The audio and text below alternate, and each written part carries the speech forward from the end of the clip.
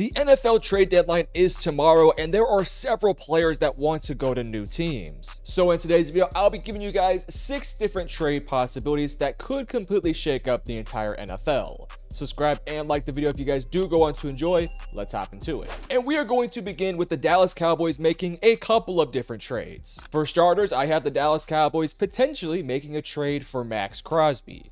I think for Max Crosby, look, your time in Las Vegas, you would feel like has to be over at some point. Realistically speaking, this team is not doing anything this year. And as Max Crosby is starting to get up there in age, he's getting closer to 30, his, time of being in his prime is only for a few more years. And realistically speaking, when you look at this Raiders team, it feels like they are probably 2 to 3 years from really being in a competitive spot. And as we all know, the Raiders have been an organization that are not consistent. They are not a team that very often has quick turnarounds and can make things happen quickly. They tried to kind of do that this year, and it was a complete fail. So for the Raiders, I think it could make some sense to cash in on Max Crosby while you can, because I believe you can probably get a first-round pick this year and maybe even more from the Dallas Cowboys. For the Cowboys' perspective, I think this makes a ton of sense. Obviously, you made the big move to get off the Micah Parsons deal. You got 2 first-round picks in return for Micah Parsons. You also got Kenny Clark, which, he's been fine this year.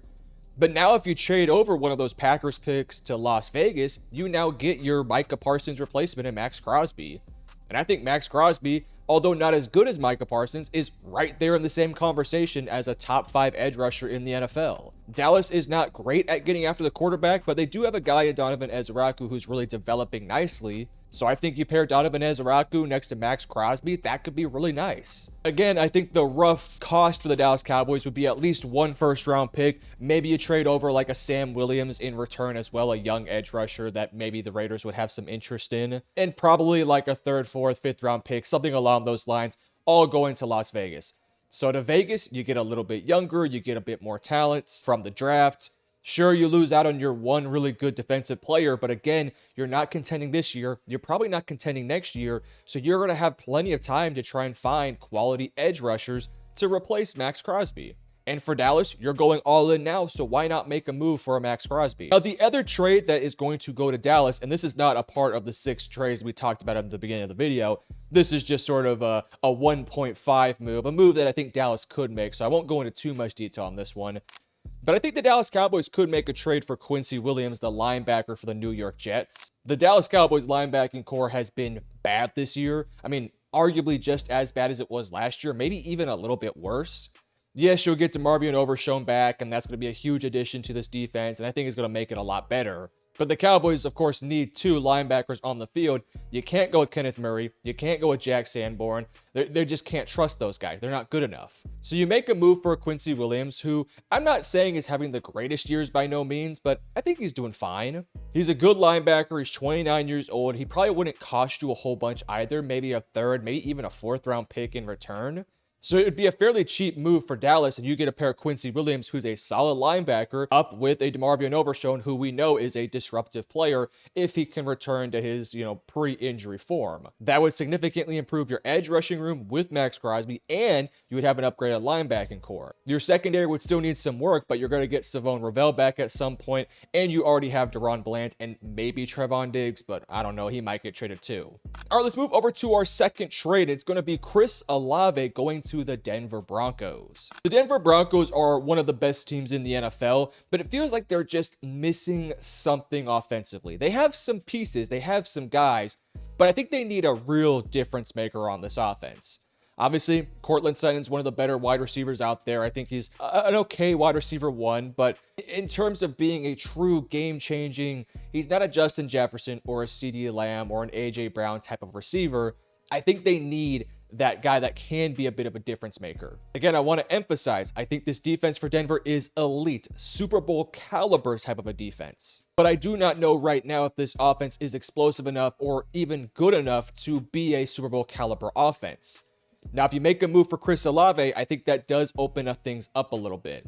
I don't think it would cost you a ton because, frankly, I don't think you're going to give up a first-round pick to a guy that has been injury prone, has concussion issues, and is also, going to be an expensive player. If I'm Denver, I'm maybe starting off the conversation for a 4th round, maybe 3rd round pick and seeing what they say. Obviously, I think the Saints would try to hardball and maybe go for a 2nd round pick, but I don't think the Denver Broncos would give that up. So I'm thinking right now, probably a 3rd round pick for Chris Olave, which would be a very cheap pickup. Chris Olave is a really good player. There's just a lot of baggage that comes with him that the Broncos would have to be okay, taking on. So far this season, he has been very healthy. He's been playing really well, 560 total yards. Obviously, his rookie season and in 2023, over 1,000 yards in both those years. Then the injuries, the concussions started to happen, especially in 2024. Not really the year we all thought he was going to have.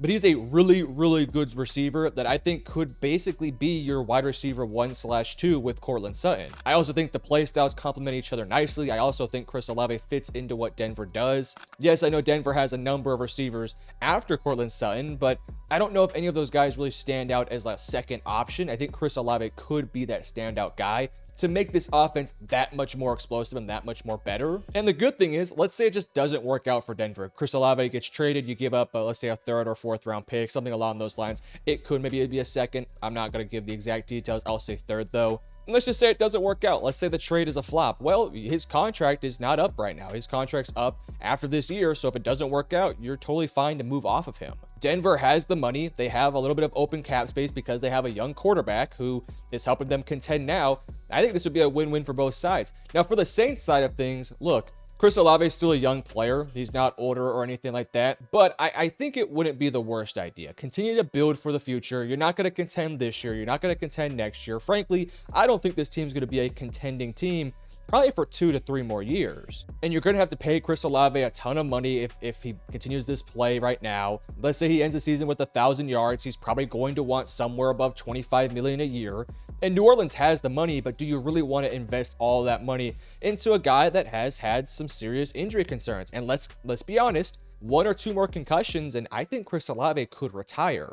So you're playing a risky game by keeping him on the team. You trade him now, you gain a 2nd, 3rd, or maybe a 4th round pick, whatever you can get for it. You get another young player to continue to build your team around. And look, next year's draft class is loaded with receivers, so I think you can get one next year. Maybe a Jordan Tyson would be nice. All right, let's move over to my 3rd trade idea, and this one's going to go to the Kansas City Chiefs. It's going to be a trade that everyone has talked about. Breece Hall from the New York Jets going over to Kansas City.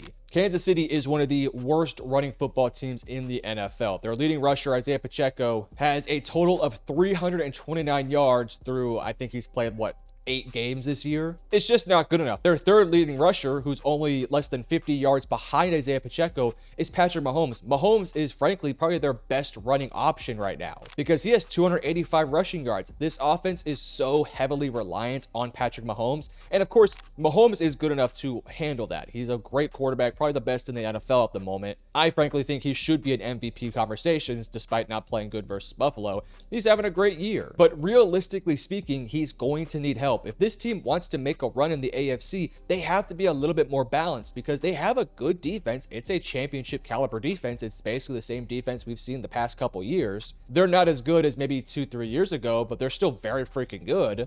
And this offense is also really good, especially the passing game, but they have to be able to run the football. Now, bringing in Breece Hall, I don't think solves everything. I think there's some issues with the offensive line, and, they have a young left tackle, a young guard, their right tackle, Jawan Taylor, is not very good. Those are all things you can't really fix right now. But I do think adding a Breece Hall level player maybe does open things up a little bit more. I also think Breece Hall's play style paired up with an Isaiah Pacheco is really complementary of each other. Pacheco, a bit more of that angry downhill runner, Breece Hall a bit more of that shifty, he gets downhill too, but a bit more shifty, athletic guy who also can be a very physical guy himself. I think Breece Hall becomes the RB1 and Isaiah Pacheco fits a bit more naturally as that second guy off the bench, especially after the injury where he just has not been that same explosive guy. Now, in terms of compensation, I'm sure the Jets are going to ask for probably a 3rd round pick, but if I'm the Kansas City Chiefs, I'm probably going to tell you I'll give you a 4th. And frankly, for the Jets, I think you might just end up taking it. Realistically speaking, Breece Hall probably is not a part of your long-term plans. And that's for a number of reasons. For starters, he's never really been able to be, fully integrated into this offense. It feels like he's better name value-wise than what the play is on the field. This is also a Jets team that, kind of like some of these other teams we've talked about, is not contending this year. They're not contending the year after, and they're probably not contending the year after that. It's probably a 2 to 3 year rebuild. And so if you are the Jets, if you have some of these talented guys, we talked about Quincy Williams a bit earlier, there's going to be another Jets player a little bit later we'll talk about. But I think you might want to start getting off of these guys in their prime to accumulate as much draft capital as you can. Because again, you're not contending next year. You're not contending probably the year after. It's going to be a while until this team is contending for playoff spots. And when you have a guy in Breece Hall that's looking for a contract and plays, a running back position that has a short lifespan, I think you probably get him off the team, get an additional 3rd or 4th round pick and feel pretty good. For Kansas City, you're trying to win now. You're trying to go as many years in a row of keeping this window open while you still have Kelsey, while you still have Andy Reid, and while Mahomes is still playing like an MVP. So I think you go all in, make a move for Breece Hall. I think that does open things up a bit more in the running game. All right, let's move over to our 4th trade idea, and I'm going to be trading the Jets' Quinnen Williams to the Chicago Bears. Yes, the Quinnen Williams brothers are now going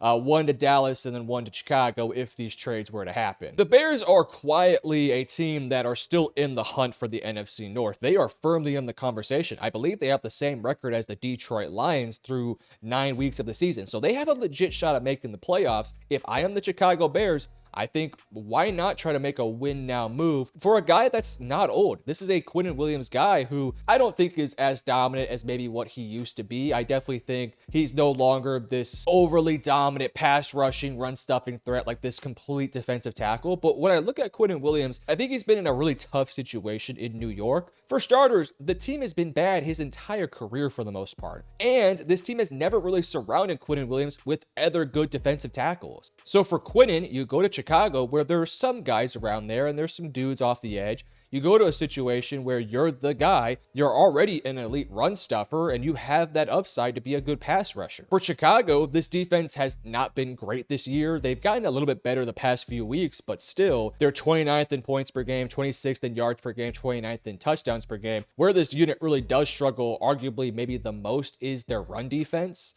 They're 29th in yards per rush, 25th in opponents' rushing yards a game. I mean, this is not a great run defense. Quinnen steps in and instantly helps bolster that up while also providing a little bit of a pass rush up the middle too. I think moving over to a team that's competing for a playoff spot could, reignite Quinnen Williams to, I don't want to say return to form because he's still playing at a very high-end level, but go back to maybe being that all-pro, Pro Bowl caliber guy. So I think in terms of value, you're probably looking at maybe a 2nd round pick, maybe a 1st. It could be. I don't think it would be though, because he is a little bit older and his contract's a little bit higher. I'm thinking maybe a 2nd or round pick sounds about right. It could be a 1st. I don't know. If you're Chicago, you're probably going to be, drafting in either the high teens or early 20s in the 1st round, which means in the 2nd round, you're probably looking somewhere in the 50s. If I can trade that for a more win now defensive tackle, I think that makes some sense. And as for the Jets, we talked about it with Quincy, we talked about it with Breece Hall. You're not contending this year. You're not contending next year. Hell, you're probably not contending the year after that. If you have these guys that are 26, 27, 28, 29 years old or 30 who are making a good amount of money, who are still playing at a high level, that still hold value, why are you trying to hold on to these guys? Unless, Garrett Wilson's a different story. I also think Sauce Gardner's a bit of a different one too. Same with some of the guys on the offensive line. But for Quinnen, by the time this team is pushing for playoff spots, Quinnen's probably not going to be the same guy he used to be. And you're going to be paying that guy a lot of money.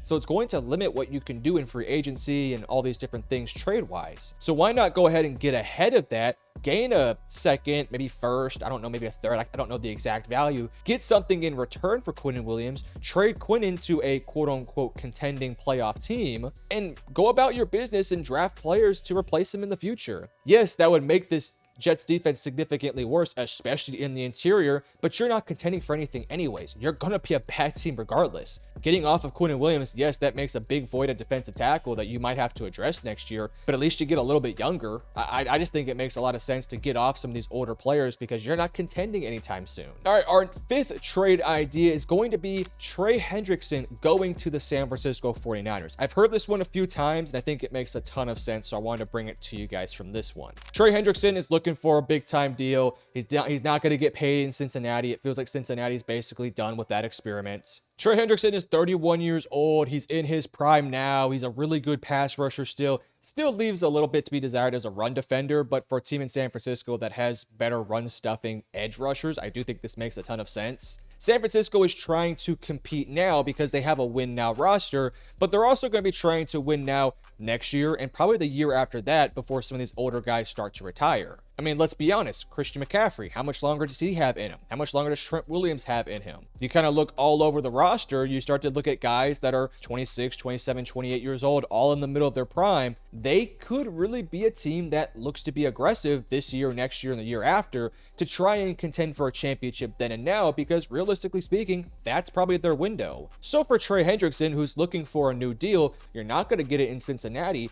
If you get traded to a team like San Francisco, for starters, you are their go-to pass rusher immediately, because San Francisco is one of the worst pass rushing teams in the NFL ever since Nick Bosa, of course, got injured. So you bolster up that defensive line and help them try and go and make a playoff run this year. Realistically speaking, I don't know if San Francisco makes a championship caliber run, but you at least can help them get to the playoffs. And the biggest thing for Trey Hendrickson, you go to a place where you're going to get opportunities and a ton of chances to get after the quarterback. You're not competing with anybody else. You are the guy. So you have a great chance to go out there, get 6 sacks or 5 sacks to end the season, get around 10 sacks on the year, and then look and put your name out there in the free agency market to see if you can get paid. And hell, San Francisco might be interested in having you because they can just say Trey Hendrickson, pair him up with Nick Bosa next year and have a really good pass rushing duo next year to help them go all in 2026. Hopefully you're healthier. Hopefully you're a bit more prepared and a bit more ready. Trey hasn't really dealt with injuries for most of his career, so I think pairing him up next to Nick Bosa makes a ton of sense. In terms of the value for it, I mean, I don't think you're going to give up a first-round pick. If you do, it's probably going to be somewhere in the 20s, so it wouldn't be terribly valuable. So maybe it's a first-round pick. I like to think maybe you can just trade a second and fourth-round pick for Trey Hendrickson, because you can make the argument if you're San Francisco, he's a 31-year-old player that doesn't have a contract. Not a ton of value, and it's not like he's having this monstrous season this year. He's having an okay year. So if you're San Francisco, you might be able to buy him for a little bit cheaper, whereas had you tried to make the trade like last year or the year prior, you might have had to give up a first. I don't know if you have to give up a first-round pick for Trey Hendrickson this year. And then for Cincinnati's side of things, look, you're not going to pay the guy. You clearly don't want this guy as your long-term future because of how much money you're going to have to pay him. So if you're Cincinnati, why not go ahead and get rid of him now? Continue to develop Shamar Stewart, continue to develop some of these other guys on the defensive line, and get additional draft capital. I don't know if you get a first, but if you can get a first, then obviously take that trade immediately. But if you can't get a first, then maybe you get a second, and like I said, maybe a 4th or 5th round pick in it as well. So you get multiple young guys in return for a guy that's not even going to be on your team probably next year. I just think right now would be the best time for Cincinnati to make a move now. You're not contending for a title this year. You're in a huge deficit in your division, a huge deficit in the AFC, and Burrow is not going to be back till probably sometime late December. So there's really no reason to try and go all in right now because your chances are already slim. And it's not like Hendrickson is making that defense much better. Even with Hendrickson out there, this defense gives up 40 points a game. So go ahead, get rid of him now, get additional draft capital, and try to be a better team next year, not this year. I think it makes sense. And our last move we're going to talk about in this video, at my number 6, our 6th trade, or I guess 6.5 if you include Quincy Williams, but that's just a side thing. I got Jacoby Myers going to the Pittsburgh Steelers. Now for Jacoby Myers, obviously there was like that really late push for him to get paid right before the season. It felt like it was like 2 weeks prior to the season starting that he was like, hey, I want to get traded. I want to get paid. Jacoby, you were probably a little late with that announcement. You probably should have done that a few months prior. But regardless of that all, he's still playing pretty well. I wouldn't be surprised if Vegas just wants to keep him around and maybe give him a contract because he's still a fairly younger player. He's not very young, but he's not old by no means. And he's still a very productive player. And it's not like Las Vegas wants to completely just dismantle this roster like I think the Jets should do. Like, I wouldn't be surprised if Las Vegas gets a quarterback next year and wants to surround him with as much talent as possible. You have Bowers, you have Genty. Hopefully you can improve the offensive line, and you might just want to keep Jacoby out there for the young quarterback. I think that could make some sense. But if you think that you can go out there and draft a receiver next year because you have a few other guys like Trey Tucker playing pretty well, and there's a couple other dudes on this team too, like I want to see what Jack Besh can do. And of course, Brock Bowers is the guy on this offense. So, maybe you're like, we don't really need Jacoby. We can go ahead and trade him to maybe a contending team, because Vegas is not contending this year. If we trade Jacoby to a contending team that thinks they have a chance to go all in this year, we could get a high second or third round pick in return for Jacoby. If you're also Las Vegas, you don't probably want to pay Jacoby that much, because Jacoby's probably going to want something in the $20 million range. And though Raiders have probably some money to spend, I would rather spend that money on some offensive linemen or some guys defensively, more so than a receiver when we already have Bowers, Gentry, all those guys in the receiving room. So it could make some sense to go ahead and get ahead of things, trade him now, get additional draft capital, and open up a bit more cap space next year. In terms of the return, I don't think you're getting a first. I don't even know if you're getting a second. I would say the sweet spot's probably a third round pick, kind of like the Chris Olave trade, because Jacoby's not a young player at this stage of his career, nor is he a cheap player. He's going to want a new contract. Now, in terms of why Pittsburgh would want him, Pittsburgh has DK Metcalf. But then there's a pretty big drop off after him. We just saw last week Roman Wilson took a screen, tried to hurdle a dude when they were up double digits, fumbled, and gave the Indianapolis Colts some legitimate life. I don't think you can rely on him, nor do I think you can rely on a lot of the guys in that room. I think Pittsburgh would be smart to be a fairly aggressive team to try and add to that receiving core. Because we just saw for the first time last week, the defense woke up and played a lot better. We've seen already that Pittsburgh has a functional offense with Rodgers playing pretty well. Why not give Rodgers another weapon? Have Myers pair up with DK Metcalf to make what should be a pretty decent receiving core. And they will have some money next year because, if Rodgers retires, you should have some money. So you're probably going to draft a young quarterback, and then that young quarterback's going to have DK Metcalf, Jacoby Myers, and Jaylen Warren. I think that could make a lot of sense. For the Raiders, you get off a due contract. You get off a bit of not a young player, but not an older player. You kind of get off, a middle-aged guy to get a little bit younger and start building towards the future. I think it's a win-win. You guys let me know in the comment section below, what trades would you like to see come down later today or tomorrow? Let me know in the comments below, and I love you guys. Peace.